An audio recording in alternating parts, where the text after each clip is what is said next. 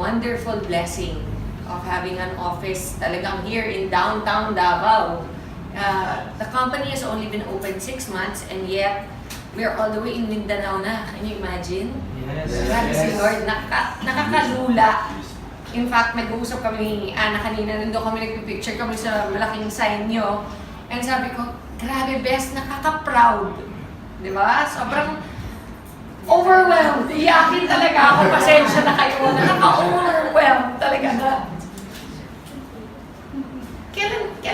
Ilan years na ba tayo nagkakilala, Bes? 2014. 2014. In 2014, sa ibang company kami, ang dami namin hinanakit, alam niyo yung mga gano'n na pinagdaanan and everything. Pero, totoo pala yung sinasabi nila sa Bible na yung baptism of fire. Thank you, Bes. Di ba yung kailangan dumaan ka talaga minsan sa hard times para ma-appreciate mo rin. Eventually, yung pagdating nung lahat ng blessings ni Lord. Yes. At huwag mong i-take for granted. Yes. Mag-share lang ako ng konti. Sorry ha, sobrang emotional talaga. Ay! Woo! Time out! Okay, in year 2000, 2001, na-diagnose po ako ng breast cancer. Stage 2, right breast. Nakikita niyo, buo na ulit. Pinabelo ko na yan. And in 2001, stage 2 ako, I had to remove a large part of my right breast kasi nandun yung tumor. And sinabi po sa akin na cancerous siya. And 30 years old pa lang ako noon. So ang feeling ko, ang bata-bata ko pa, mamamatay na ako. Diba? Alam niyo siguro yung fear, lahat tayo, meron tayong fears. Pero yung, imagine niyo na lang yung worst fear niyo, i-magnify niyo by 1,000,000%. Ganon siguro yung dumating na fear sa buhay ko. And yet, at the time, because I was already Christian, which is why it's so important na talagang may relationship tayo kay Lord, is because pag dumating yung mga pagsusubok sa buhay natin, kahit na meron possibility na we won't make it, diba? There's a possibility na kunin na nga tayo ng tuluyan ni God, at least meron kang peace of mind deep inside na kahit ano pa mangyari, alam mo kung saan ka pupunta. Alam nyo, that gives you so much peace. And in spite of all the fear and all of that, talagang nagpursige. I prayed so hard. Sabi ko, Lord, kung trial lang to, kung may dahilan ka, kung may purpose ka para sa akin, why I am going to go through this journey, kasi everyday naman sa buhay ng tao is a journey until makarating ka na sa iyong dapat puntahan, which is either heaven or hell. Diba? And for us, hopefully, it is heaven, all of us. And during that journey, I prayed so hard that He would show me the reason why He allowed that to happen in my life. And that is when, after my first chemotherapy, where I lost all my immune system, ang average po ng immunity ng white blood cells sa katawan ng tao is between 15 and 20,000. Ang akin po, bumagsak ng negative. As in, walang-wala na. Ubos. In fact, so much so na kapag may pumasok na nurse na may sipon or nanggaling sa isang restaurant na meron siyang hinawakan na bagay na may virus or whatever, pwedeng ipasa sa akin, for sure I'll die. It was that bad, my immune system. Naka-reverse isolation po ako sa hospital, which means naka-bubble. Yung kama ko, naka-plastic siya. So, bawal kahit anong virus na makapasok po dun sa room ko. Kasi my health was so detrimental na even somebody na kakatawa man na nagkulangot sa labas at pumasok sa kwarto ko, pwede na akong hawaan ng whatever virus at mamatay ako. It was during that time that I begged my doctor to allow me to have a laptop. Kasi, imagine niyo, kunyari, itong stage na to, naka-cover ng plastic. Okay? At ako yung nasa loob, in a bed. Ano magagawa mo doon? Wala. Sabihin mo, can I borrow a book? The book, they don't know where it came from. So, they don't know kung may nag-handle na may virus. So, bawal. Can I watch TV? You cannot watch TV kasi, alam nga, may pasok nila yung TV sa loob ng bubble mo. So nothing, bawal lahat. Ang pinag-pray ko talaga, Lord, bigyan mo naman ako ng laptop. Kahit ano lang, para meron akong nagagawa sa loob. And they had to buy a brand new sealed laptop and give it to me inside. It was a nurse that came, she was naka-rubber outfit. Alam mo yung mga uniform ng nurse, di ba? Blue. Pero ito, yung nurse ko, naka-blue pa rin siya, pero rubber yung uniform niya. Okay? As in plastic na makapal. Yun ang suot niya. Pinasok niya, naka-seal yung laptop, binuksan ko. Fortunately, may outlet sa loob ng bubble ko. So, nakapag-laptop na ako. And that's where I started to research for myself. What is cancer? How can I help my immune system? Lahat ng kinocomplain ko sa doktor, alam nyo, pag nagkikimo kayo, may 100 problems that come with it. Sabi nila, chemo is supposed to cure your cancer. But they don't tell you that it kills your immunity. Okay? 100%. They don't tell you that one of the major side effects is pounding headaches every day. So, di ba habang nagagamot ka for your cancer, binibigyan ka naman ng ibang mga problema. So, pag nag-complain ako ng masakit ang ulo ko na para akong may migraine, magdadala ulit another gamot. Na yung another gamot naman na yun, nakakasuka. So, the whole day, nagsusuka ka. Okay? Tapos, bibigyan ka naman another medicine to cover naman din pagsusuka. So, ano siya? Para siyang domino effect. Until I really thought, there has to be a natural way. Kasi puro gamot, puro pharma ang binibigay sa akin. Eventually, ang naisip ko, my God, magsasuffer sobra yung liver ko and my kidneys. Puro gamot ang binibigay. How will I be able to heal even if I overcome cancer? Okay? What about the rest of my body? What about my kidneys and my liver and my heart, which has gone through so much because of the chemotherapy? How am I going to recover from that? That's when I started to do all the research online. How to boost your immunity naturally. And you know, honestly, it's amazing. Ang daming ways na mag-boost ng immunity natin naturally. Sleep is the number one way. You have to rest. Okay? Sinasabi nila, the only time your body heals is when you are sleeping. Did you know that? Di ba, iniisip mo, relax, beach, okay yan, di ba? That doesn't matter. You can relax in the beach. That's enjoyment. That's not healing. Healing is sleeping. It is so important. But there are other ways you can help with products like our barley. Ang daming product na pwedeng gamitin. But did you know, the number one in the whole world that God created Himself is barley. Yes. Kaya process of elimination, isa-isa kong ni-research yan. Imagine, I had 9 months in that bubble to discover what God really created. That is the best for our immune system. And during the time, you have to remember, di ko naman alam na someday I'll be standing in front of people like you. Ang purpose ko lang during the time is for my own healing. Yun lang yung focus ko na, okay, so kung ginagawa mo yung research and yung training of your own knowledge for yourself, it doesn't matter about anybody else at the time. Gusto ko lang mahila ko sa sarili ko. Okay, so that's how I focused my research. What will help me? You know, there's a saying, knowledge is power, correct? So, you have to become knowledgeable. You guys this is now your business. Be knowledgeable. Don't take my word for it. Don't take the word of IAM or Ikay or anybody in the company that will speak to you and tell you about the benefits or whatever. Hear us. Listen to us. Pero afterwards, go and do your own research. Kasi knowledge nyo yan. Knowledge nyo yan and that is your power. And that is what I did. Through my own research and my own readings, I realized, isa-isa, malunggay. Wow, taas ng ano niyan. Healing powers niyan. Okay? Yung ampalaya, taas din ng healing powers niyan. Guyabano, wheatgrass, but above them all is barley. Above them all.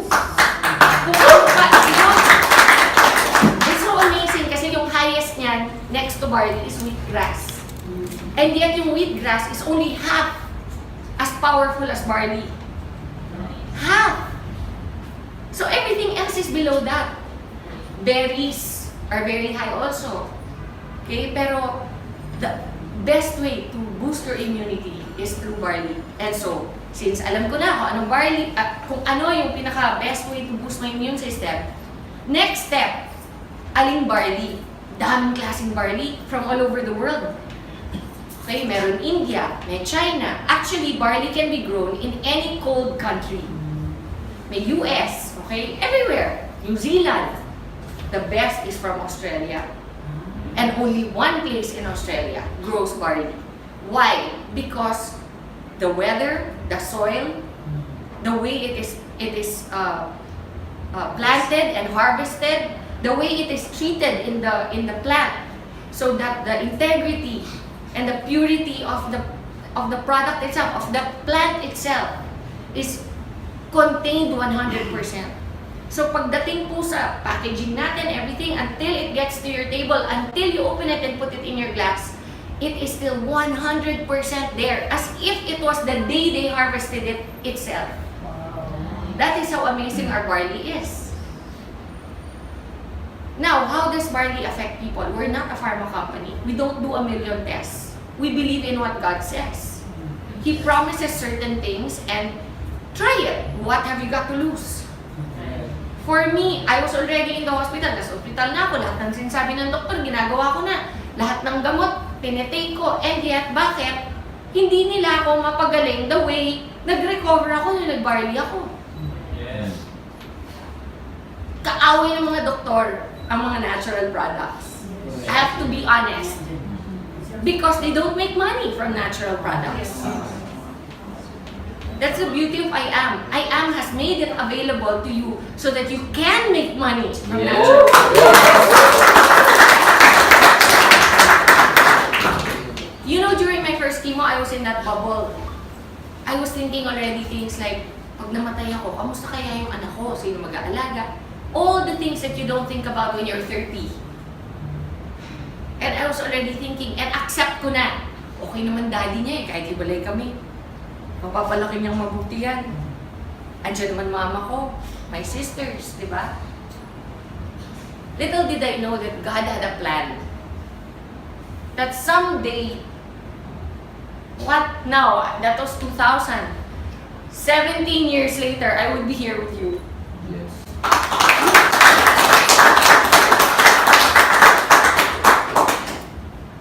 Iba magplano si Lord. Do not assume to know. Grabe, for me, kaya ako very emotional kasi it's so real for me. It was a time when I really thought na tapos na yung buhay ko.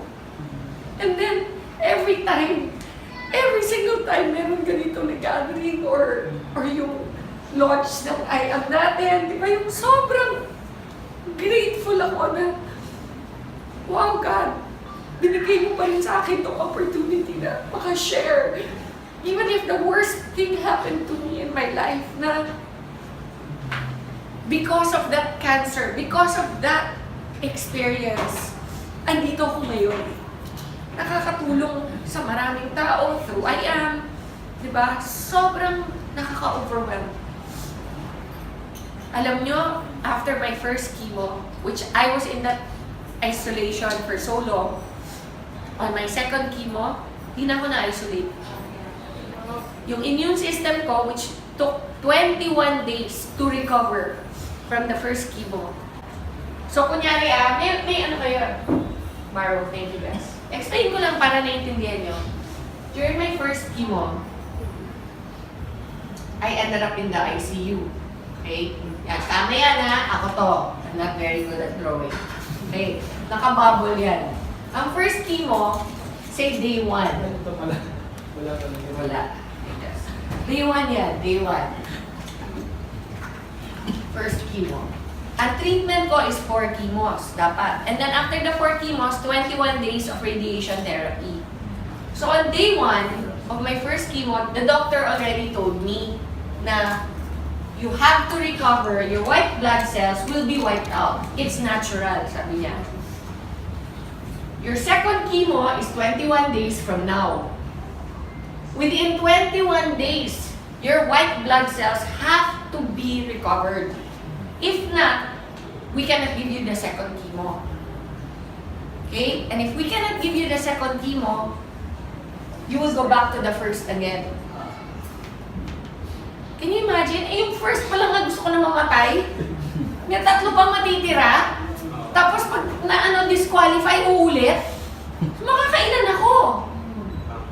Yun yung nasa mind ko. So, kailangan talaga ma-hit ko yung 21 days. Parang parang hindi, parang quota sa kailangan ma-hit. Sapphire! Actually, except that this is for your life. This was for my life. So, I cannot rely lang on what the doctors are saying kasi for me, okay, andyan na lahat ng sinasabi na gagawin ko. Pero, kailangan din tulungan ko sarili ko. Doon pumasok yung research, doon pumasok yung barley. Nung na-discover ko na, alam nyo, on the 20th day, every day kukunan ka ng dugo. Every day for 21 days. On the 20th day, sinabihan ako, you made it. We can give it to you tomorrow. Imagine, ka-recover ko lang today. Tomorrow, titirahin na naman ako. Alam mo, gusto mo sabihin, pwede time out kahit 1 week lang, please lang, para normal yung feeling ulit. Ang feeling kasi dito, parang ang gulay. Hindi ka makabanyo on your own, kailangan may nag-aalalay sa'yo. Hindi ka makakain ng tama, kasi lahat ng, ang bibig mo punong-puno ng mga singaw. Okay? Walang lasa. Lahat ng kainin mo, tastes like metal. No, promise. No. Alam mo yung sabihin nila, do you know what metal tastes like? Me, I know. Kasi it ruins your taste buds completely. Alam mo, my favorite things like chocolate, okay, Coke, yung mga ganyan. Di ba yung mga gusto mong kainin? Burger, lahat na ipasok ko sa bibig ko, lasang metal. So wala kang gana. Why will you eat? Kahit sa mind mo, ito yung taste, di ba? Sabi mo, ito yung lasa niyan. Bibili ko niyan. Pagdating sa'yo, hindi yun yung lasa. Yun yung side effects ng chemotherapy. So I made it to my second. By then, imagine, 20 days na ako nagre-research. By then, sabi ko, my then husband, I told him, bumili ka ng barley. I don't care what the doctor say. Itago mo, huwag mong pakikita na pinasok mo dito. So, naipasok. I kept taking it. Alam mo, on my second chemo, it took me 4 days to recover. Wow. 4 days! Kanina sabi ni Pichi, meron daw tao dito na nag-testify na nagtatago na siya. Na meron daw gallstones. Gallstones ba? Yes. Gallstones. And after 3 days of taking the barley, 4 days. 4 days, what happened? Lumabas. Ganun ka-powerful yung barley. There are people it takes years. There are some conditions that I had that took years to recover, but it still recovered. Like, because of chemotherapy, one of the side effects is my ovaries shut down. So no more mens. No more period. So my doctor told me I'll never have children again. And I only had one child back then, si Lexi. She was only 6 when I got diagnosed. And when my doctor told me na I'll never have children again, parang feeling ko, okay na rin. At least I have one. But in the back of my mind, I was thinking, what if I get a recurrence in the future? Okay? What if next time I'm not so lucky? What if next time God really wants to take me na? Diba? Sabihin natin, 5 years from now, 10 years from now, bumalik yung cancer, which is very, very much a possibility for any cancer patient. Once may cancer ka na, chances of recurrence are always 50% higher than somebody who's never had cancer.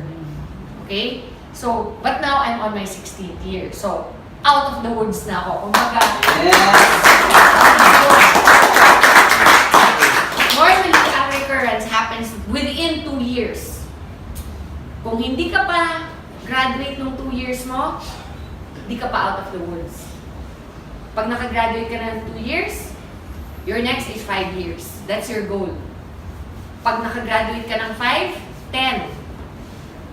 Sometimes, even at 12 or 13, nagkaka-recurrence pa. Okay? So you are not out of the woods. For me, it's been 16 years. Wow. Plus, why do I know I am cured? Because my cancer, the one that I had, was called Rh positive. Rh positive is, it feeds on estrogen. Ang nagpapakain sa cancer ko is estrogen sa katawan.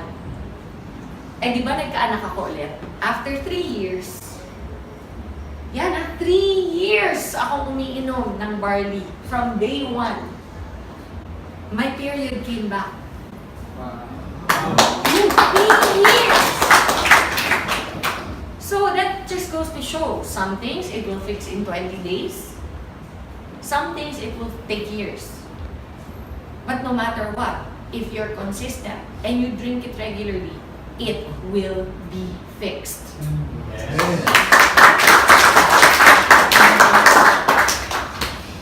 So on the 3rd year, I got pregnant and I have my son. During my pregnancy, all my doctors were going crazy. Nako, that's so dangerous. You have to have a medical abortion immediately. You have to do this, you have to do that. Nako, you cannot. You're a cancer survivor. Do you want to get cancer again? Yun yung sinasabi sa akin. Because nga, when you get pregnant, what goes up in your system? Estrogen. Correct? When estrogen goes up, I'm feeding the cancer. So whatever is dormant, whatever is sleeping in my system will wake up again. And it will be fed. And I will get it again. Yun yung fear. Even my mom, iniiyakan ako. Hindi daw ba sapat na pinadaan ko na sa kanya one time. At uulit pa ako. I'm so selfish. Lahat! I heard it all! You're a selfish person. You're only thinking of yourself. Lahat yan. Sinabi sa akin. But you know, I knew. In my heart, I knew. God will not allow this if there's no purpose. Yes. Yes. And you know, now my son is 12. Imagine he's 12. What if I had an abortion? He'd not be here. Yes. You know? And he brings everybody so much joy. Not just me, my mom, my daughter. And you know, when I found out I was going to have another child, you know, I knew in my heart it was going to be a boy. Hindi ko pa alam yung sex. Pero in my heart, I knew God promised. He said to me, you're gonna have a son. You know, from the day that I knew I was pregnant, alam ko lalaki. And I knew also that, you know, I was reading Malakay because I have so many testimonies about tithing, some other time regarding tithing. But in a nutshell, when I went to the States and I found out I was pregnant, I had no money. None. But I was always a very faithful tither. Tayo, nagpapayaman, di ba?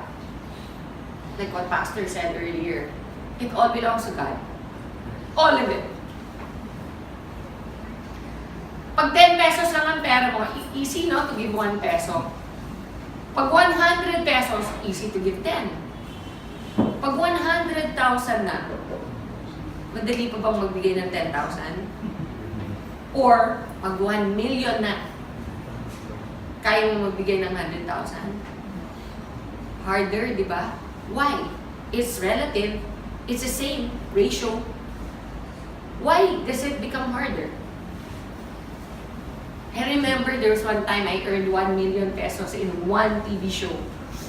I went to church. Andun si Connie Reyes.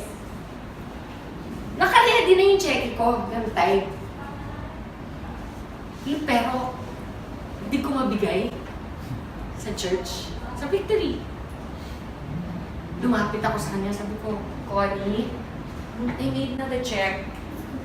But parang I can't give it. It's heavy in my heart. Sabi ko, parang ang bigat ibigay. Sabi niya, come on, Ton. So, alam mo yung hawak ko yung, ito yung cheque, ito. Here, Con. Baka mo. Ginaganyan na lang. Ipaganyan na ako sa kanya. Promise. Alam mo, she reminded me, sabi niya, you cannot outgive God. Yes. Yes. When I got sick and I had no money to pay for anything, I was in America. I blindly applied. Blindly. I'm not entitled. I'm not an American citizen.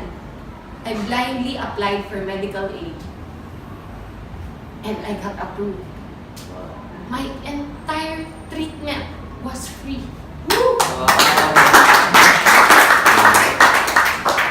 And you know what? I remembered that moment that I gave that check to Connie. Yung bigat ng pag-release nung alam mo yung envelope natin, sabi ko, hirap talaga, hirap i-release yun.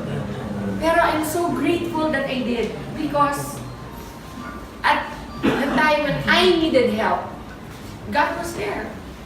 You know, I calculated how much it would cost. 5 million to 3. What I got in pesos, $100,000 is what it would have cost. Back then, it was 5 million. Ngayon siguro, doble na yan. But I didn't pay for anything. Even my yung maintenance ko every day, yung tawag nila ng tamoxifen. Normally, one tamoxifen is $100. And I have to take one every day. You know how much I was paying? $1 for each one. You cannot outgive God.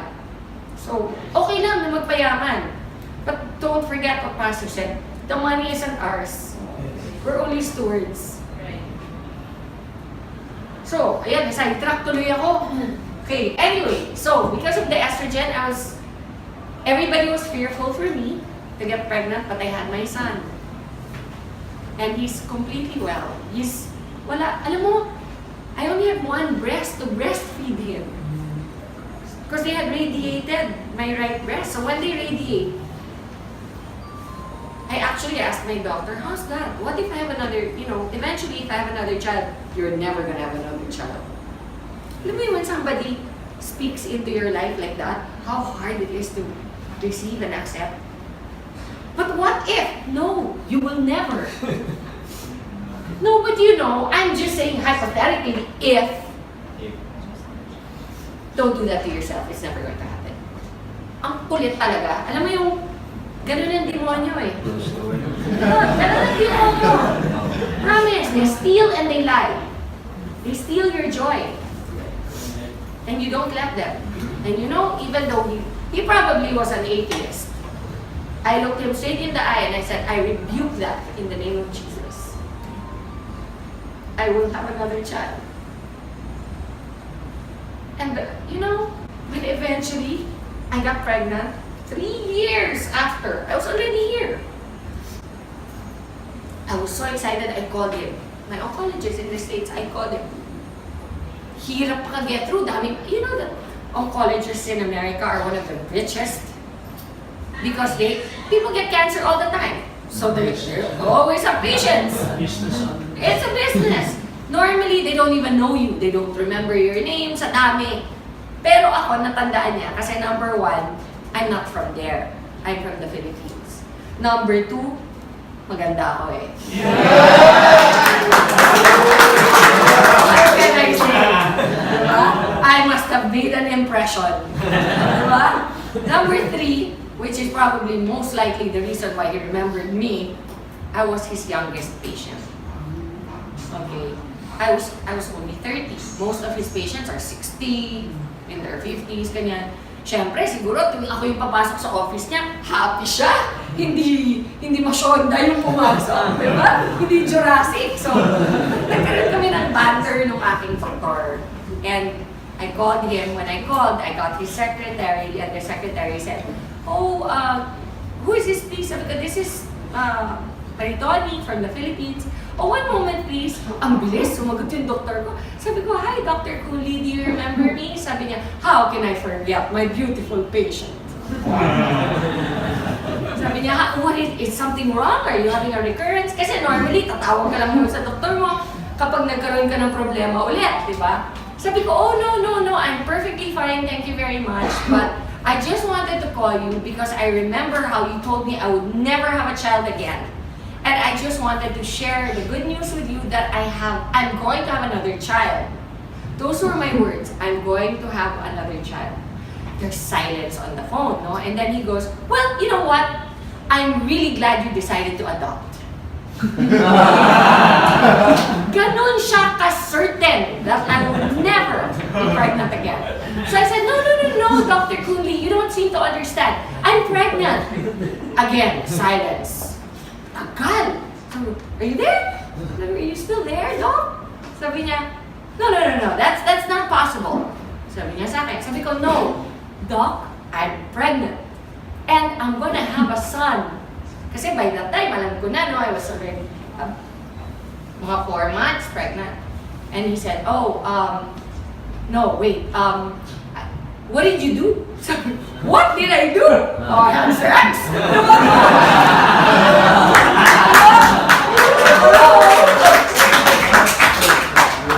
No, but, you know, I said to him, "Nothing, I didn't do anything." He goes, "No, you must have done something."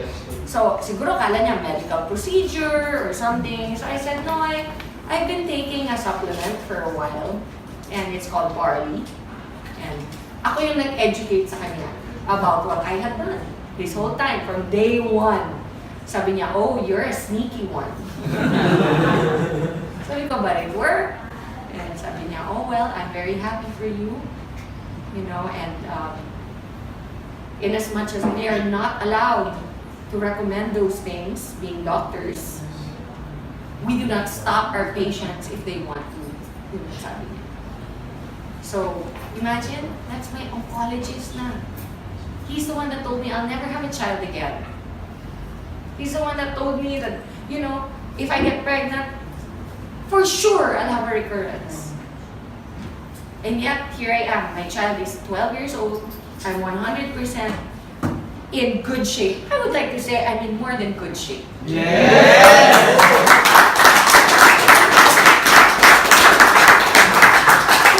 Sinishare ko lang to para malaman niyo kung saan nag-umpisa yung barley natin. It has come a long way. When I first met IAM, you know, and he told me he was interested in the barley, parang protective pa ako. Di ba yung parang ayokong i-share? Kasi parang ang feeling ko, baby ko to eh. This is my baby. This is what helped me survive. And then after a year of friendship that developed between us, I could feel where his heart was. And I knew that his purpose was aligned with mine, which is that we want to help people. We want to help people get better. We want to spread the love of God more than anything. And one of the ways, ironically, is through one of the toughest things I've ever had to go through in my life. And something that I discovered during that time. So, you know, it is an honor and a blessing to be able to provide the barley that helped me to IAM Worldwide. So do not ever, I mean, if you have any questions, we're always available to let you know. You know, I always encourage also members. Kasi minsan may mga nagpa-private messages sa mga social media accounts ko. Simple things like, pwede ba ang barley sa diabetic? You can Google that. I am not your only source of information. Tama lang. Okay? It is in the internet. That's why I am proud to tell you, grabe ang galing ng barley natin. Kasi hindi lang po sa akin dapat manggaling yung believe din nyo. Ako lang po ay testimony. This thing that you see in front of you is the reason why I'm living proof that it works. Okay? But go and do your own research. Find out. Maybe, mas may alam pa kayo eventually kesa sa akin about what barley can do. Yes. Diba? You know, I've had people take barley come up to me and say, "Hoy, alam nyo, yung anak ko, congenital ang heart disease niya, ganyan-ganyan." And then, we just kept giving barley and eventually it healed. I didn't know that barley could do that. Kasi I'm not naman a doctor or a nutritionist. I'm just a person who took this beautiful gift of God and it worked for me. And that's why I want to share it. I want to let you all know that we are here to support you in every way. It will not only give you great health, it will give you great pockets. Yes.